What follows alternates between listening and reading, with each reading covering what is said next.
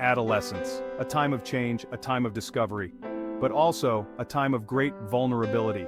Young minds are easily influenced, their sense of right and wrong is still developing.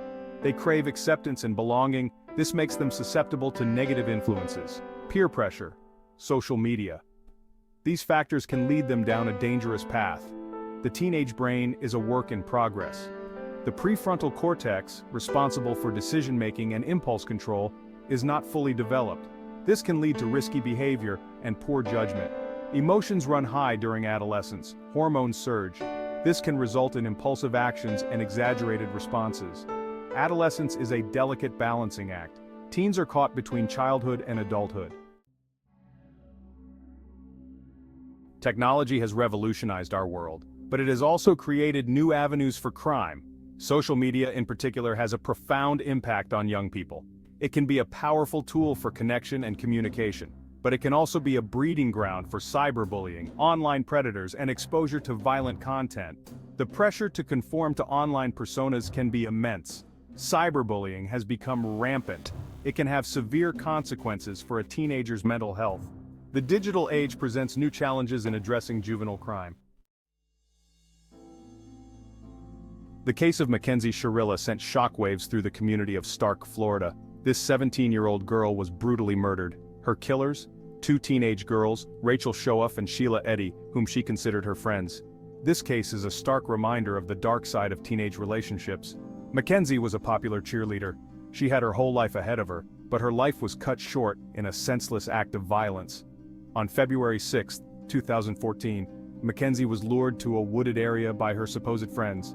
There, she was attacked with a pocket knife. She was stabbed multiple times. The motive for the murder? A combination of jealousy, anger, and a twisted sense of loyalty. The brutality of the crime shocked the community. The case of Aiden Fucci gripped the nation. This 14-year-old boy from St. Johns County, Florida, was accused of brutally murdering his 13-year-old classmate, Tristyn Bailey. The details of the crime were shocking. The young victim was stabbed 114 times. This case raised questions about the minds of young people capable of such heinous acts. Tristyn Bailey was a well-liked cheerleader. She vanished on May 9, 2021. Her body was found in the woods near her home. Surveillance footage showed Aiden Fucci walking with Tristyn on the night she disappeared. He was later seen on camera walking alone. He was carrying a bag that investigators believe contained the murder weapon. Aiden Fucci's behavior after the crime was disturbing.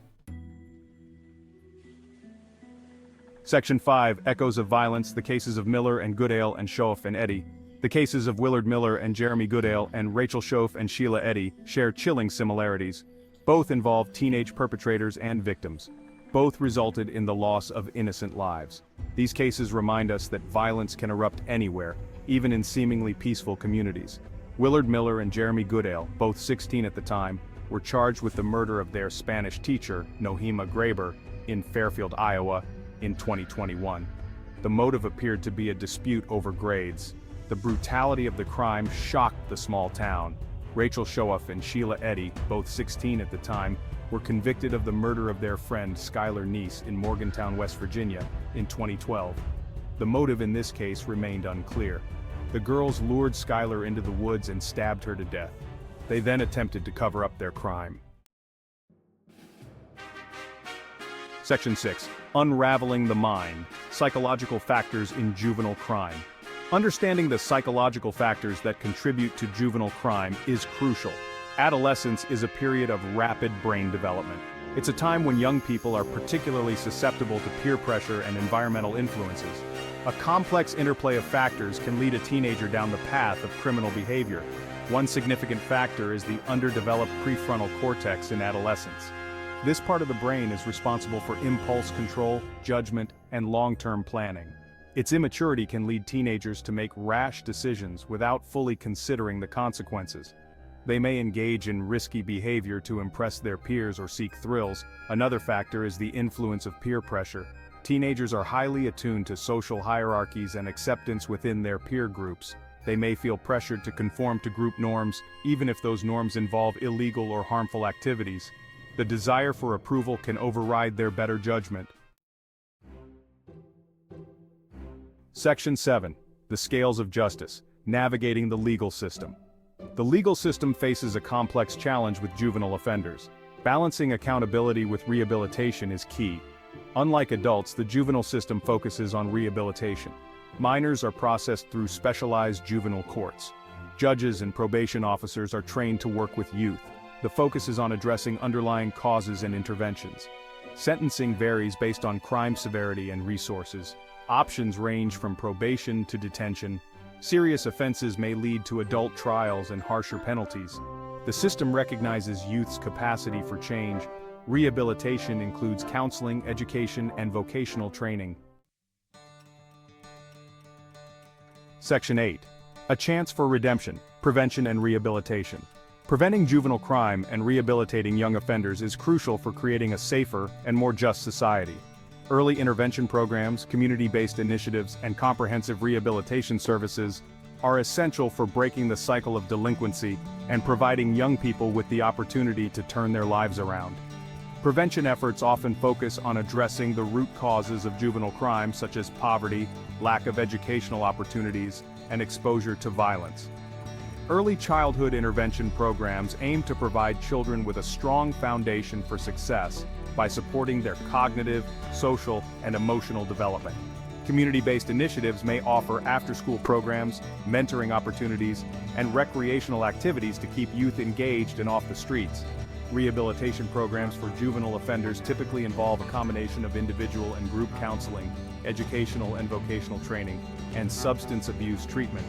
The goal is to help young people develop the skills and support systems they need to make positive choices and transition back into their communities successfully. Family therapy may also be a component of rehabilitation, as family dynamics can significantly influence a young person's behavior. Section 9. The ethical dilemma, punishment versus rehabilitation. The debate over how to address juvenile crime often centers around the ethical dilemma of punishment versus rehabilitation. Some argue that young offenders should be held accountable for their actions through punitive measures, such as detention or incarceration. They believe that punishment serves as a deterrent and ensures justice for victims. Others contend that the juvenile justice system should prioritize rehabilitation over punishment. They argue that young people are still developing and have a greater capacity for change than adults. They believe that focusing on rehabilitation such as counseling, education, and job training is more likely to reduce recidivism and help young offenders become productive members of society. The ethical dilemma lies in finding the right balance between holding young people accountable for their actions and providing them with the opportunity for redemption. Factors such as the severity of the crime, the offender's age and criminal history, and the availability of resources play a role in determining the most appropriate course of action. Section 10. A call for change, rethinking juvenile justice. The juvenile justice system is not perfect. Disparities exist in how youth of different races and socioeconomic backgrounds are treated within the system.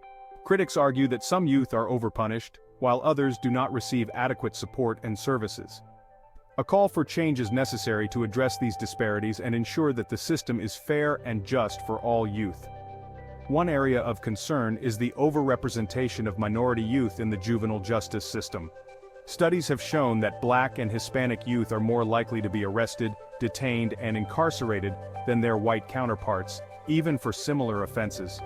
This disparity is often attributed to systemic racism, implicit bias, and the over-policing of minority communities. Another area for reform is the use of detention. Many youth are detained for non-violent offenses or technical violations of probation, such as missing a curfew or failing a drug test.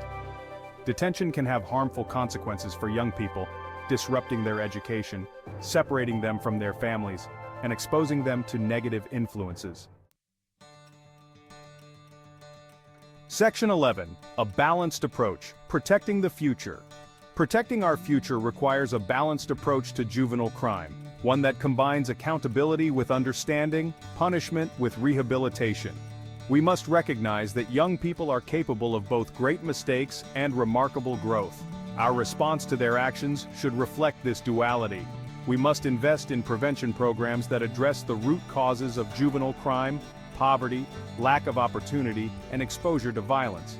We need to provide young people with the support and guidance they need to make positive choices.